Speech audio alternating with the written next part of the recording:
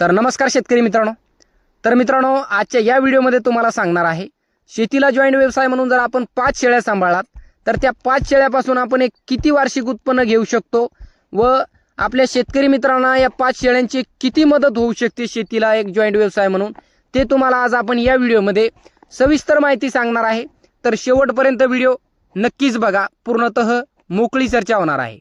सुरुवात जर बघण्यात झाला मित्रांनो, भरपूर असे तरुण मित्र, शेतकरी मित्र शेतीमध्ये काम करतायत।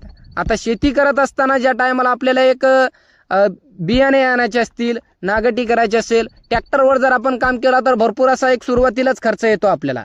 पेरणी करण्याच्या अगोदरच आपल्याला एक भरपूर असा एक खर्च येतोय। मी एक स्वतः शेतकरी आहे, माझा सुद्धा अनुभव आहे मित्रांनो। आणि शेतीमध्ये जोपर्यंत आपण कष्ट करत नाही तर काही वेळेस कष्ट करून सुद्धा आपल्याला कष्टाचं फळ मिळत नाही। तर ते कशा पद्धतीने बघा, ज्या टायमाला आपण पेरणी करत असतो तर पेरणी करण्यासाठी जे आपल्याला बियाणं असतो तर तो आपला प्रत्येक शेतकरी मित्र काय करत असतो, एका आशामुळे त्याला असं वाटतंय की आपण जर महागडा बियाणं आपल्या शेतीमध्ये पेरला तर 4-2 शेंगा सोयाबीनला एक जास्त लागतील आणि उत्पन्न आपल्या शेतीमध्ये थोडं जास्त होईल, बघितलेले स्वप्न आपले पूर्ण होतील। तर मित्रांनो, ह्या आशेने आपला शेतकरी मित्र महागडा एक बियाणं असेल, त्याच्यानंतर खतं असेल महागडे, तर हे आपल्या शेतीमध्ये पेरत असते।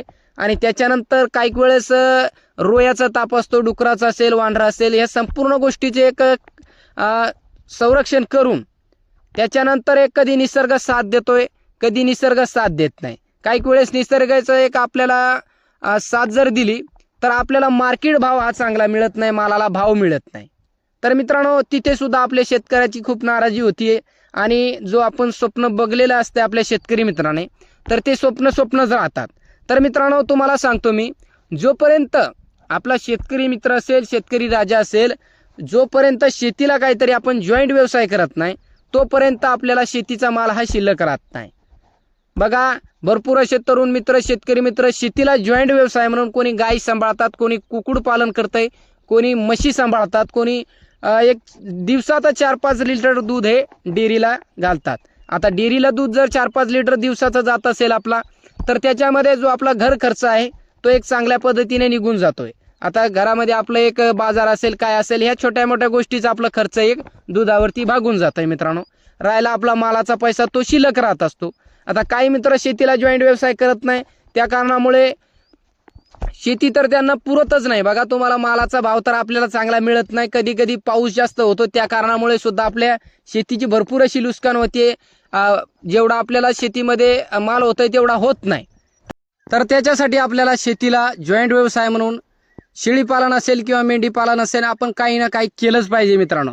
जास्त न सांभाळता थोडाफार जर आपण सांभाळला तर शेतीचा जो खर्च आहे आपला, पेरणी असेल, त्याच्यानंतर आपण जो खर्च करतोय सुरुवातीला शेतीवरती, सोयाबीन असेल, बियाणं असेल, तर तेवढा सुद्धा आपला खर्च निघून जातो ह्या शेळ्यावरती।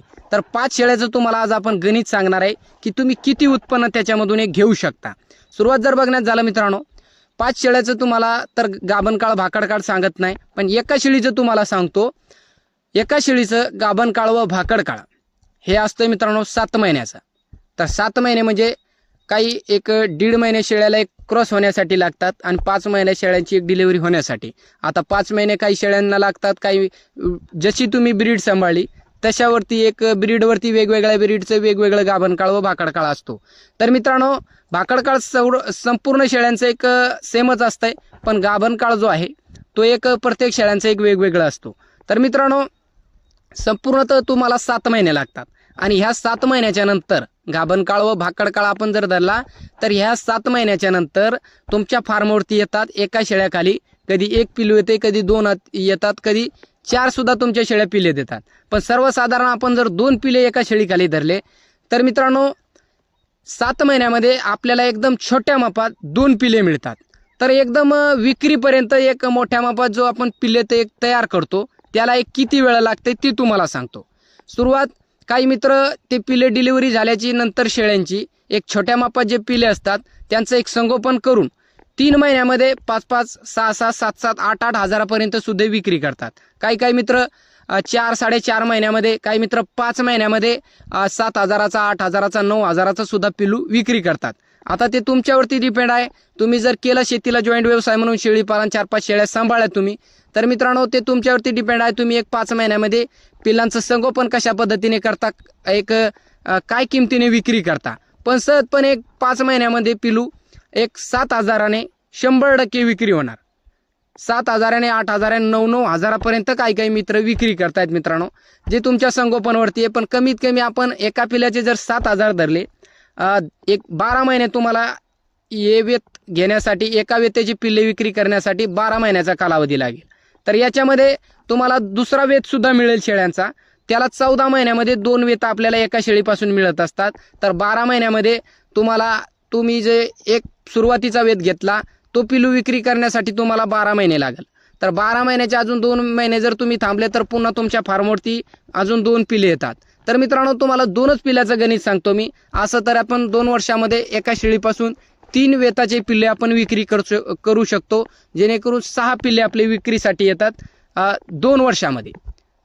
2 वर्षामध्ये आपले एक 6 पिल्ले विक्रीसाठी आपल्याला मिळत असतात.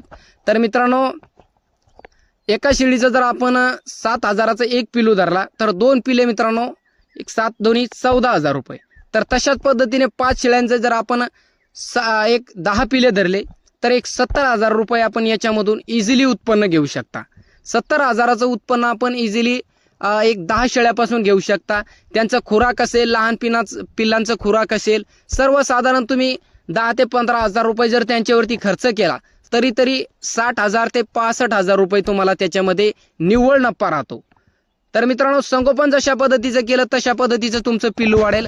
तर राहिला प्रश्न, आता काही मित्र फिरस्तीमध्ये करू शकतात का? तर बघा, शेतकरी मित्र जो आहे तर त्याला शेतीचीच जे कामं आहेत ते त्याला उरकत नाही. तर शेतीला जर तुम्ही जॉईंट व्यवसाय करताय तर मुख्य तुम्हाला सांगतो मी, एकतर आपण अर्धबंदिस्त करा. काही वेळेस तुम्हाला शेळ्या तुमच्या एक चारा पाणी करून तुम्ही बांधू शकता, शेतीचं काम सुद्धा बघू शकता इतर.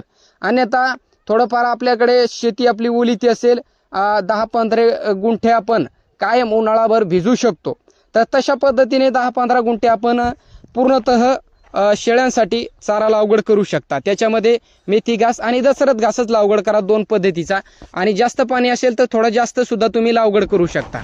त्याच्यामध्ये बघा, हे हिरवा चारा आपण 25% जर आपल्या शेळ्यांना दिला, पाणी कमी असेल तर त्याच्यावरती सुद्धा भागून जात आहे. आणि आपल्या शेतीमध्ये तुरीचं भूस, हरभऱ्याचं भूस, जे ज्वारीचा कडबा असेल तर हे संपूर्ण सुका चारा तुम्हाला स्टॉक करून ठेवायचा आहे. तर त्याच्यावरती सुद्धा तुमचं शेळीपालन हे चांगल्या पद्धतीचं चालतंय. आणि ज्या टायमाला तुमच्या मागं कामाची गडबड असेल त्या टायमाला तुम्ही शेळ्यांचं वेत घेऊ नका. जून महिन्यामध्ये संपूर्ण शेतकरी मित्रांच्या मागं पेरणीची एक गडबड असते, तर त्या टायमाला तुम्ही शेळ्यांचं वेत घेऊ नका. त्या टायमाला शेळ्या क्रॉस करा, त्याच्यानंतर तुम्हाला एक 4-5 महिन्याच्या नंतर पिल्लांचं एक तुम्ही वेत घ्या, जेणेकरून ज्या टायमाला तुम्हाला कामाची ढील असेल त्या टायमाला तुम्ही पिल्लांचं वेत घ्या, जेणेकरून तुमचं जसं वेळ तुम्हाला मिळेल त्या टायमाला सुद्धा तुम्ही आपल्या शेळ्यांचं एक नियोजन करू शकता. तर कसा वाटला मित्रांनो व्हिडिओ, कमेंट करून नक्कीच सांगा. व्हिडिओ आवडला असेल तर आपला जो शेतकरी मित्र आहे, तरुण मित्र आहे, शेतीला जॉईंट व्यवसाय काही मित्रांना करायचा असेल तर त्या मित्रांना हा व्हिडिओ नक्कीच शेअर करा. व्हिडिओ पाहिल्याबद्दल मनापासून धन्यवाद. भेटूया एक अशाच व्हिडिओसोबत.